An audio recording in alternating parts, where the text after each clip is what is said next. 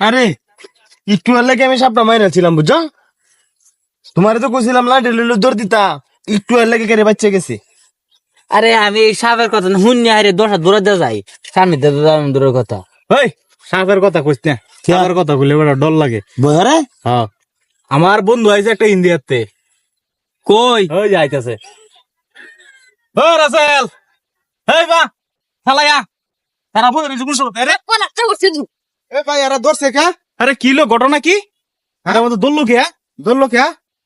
ও হো, তারা মনে হচ্ছে তুই রাসেল ভাইপার। আরে আমার নামই রাসেল, আমি সাপ পরাসেল না তো। হায়। ওরা ধরছে হুদাই দূর যাড়ি বুকা। বুঝছে না রে, হায় রে দৌড় দিছে রে, দেখছো দড়ি কারা সিরে দৌড় দেওয়া ধরছে। বাংলাদেশের মানুষ আসলে বুকা।